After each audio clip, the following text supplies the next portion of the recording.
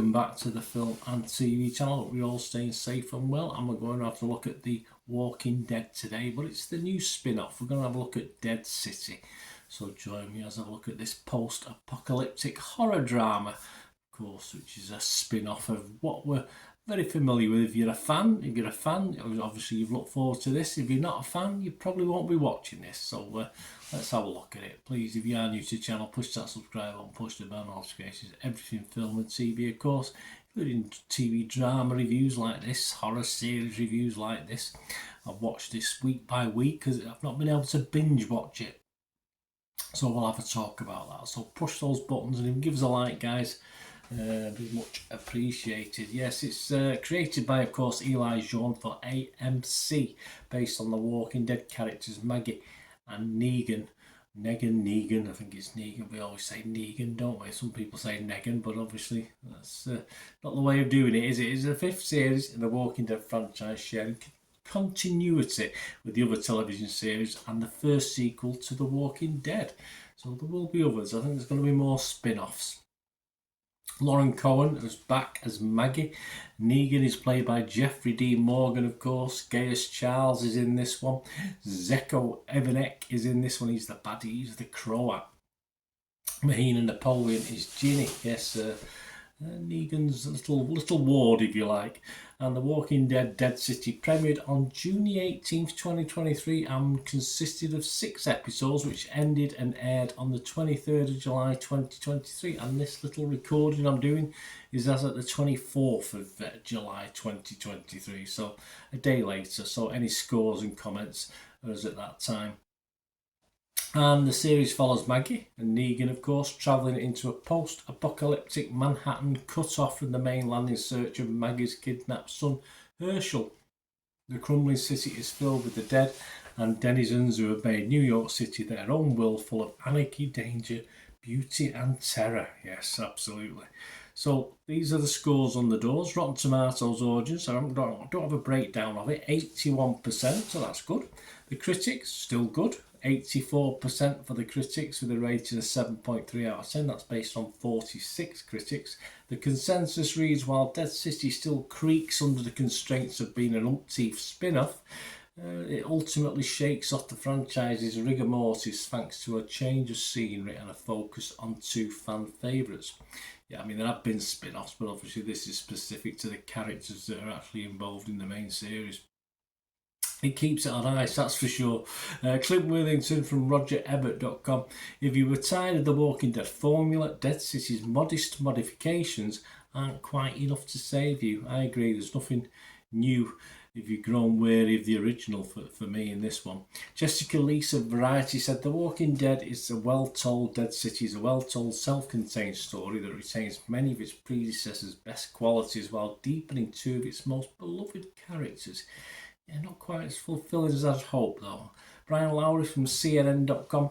Dead City arguably delivers the most satisfying spin-off yet by combining the signature characters played by Jeffrey D. Morgan and Lauren Cohen, throwing the pair into a zombie-ravaged Big Apple. Oh, it's Walking Dead, they're bound to be zombies. Merely adds to the, kind of depressing fun. Big Apple, well, it didn't really add much juice to the story to me.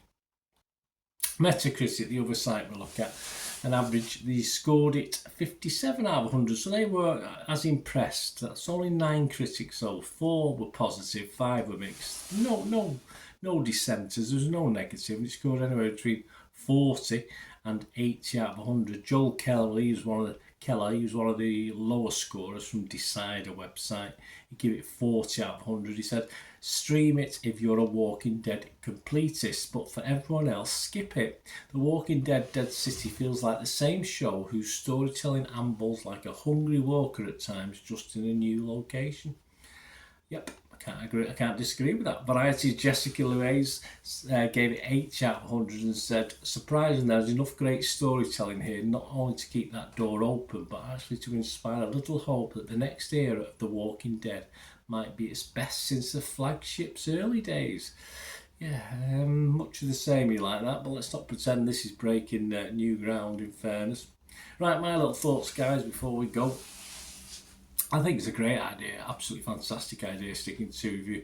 Probably iconic characters from the series or the original series, and they're sticking them together. You know, obviously there's no love lost between them, as we know, but for all that, for me, there was something a little bit lacking. It's probably the location.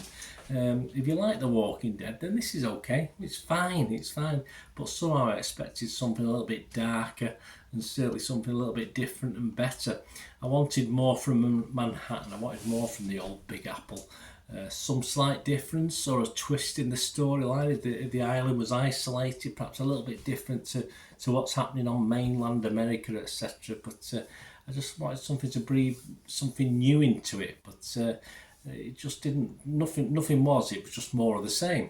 So it could have been anywhere. It could have been any city. That's what really didn't annoy me, but disappointed me. I thought it'd give them an option to do something just a little bit different. We get one strange creature that I don't think we've seen before, but it's little rewards, scant rewards, and you get a couple of obviously locations that are based in the Big Apple, but again, it's scant reward for what they perhaps could have done. They could have done a little bit of a twist to this, but I think they missed a little bit of a trick. But hey, there's probably got to be a season 2 and 3. They might change it a little bit, but as I said, it didn't have to be the Big Apple. It was just because it was cut off with the bridges and getting there by boat, but it could have more or less been a lot of places. I'm not overly familiar with the US, but a lot of places. So that's what was disappointing for me. I expected something a little bit more special.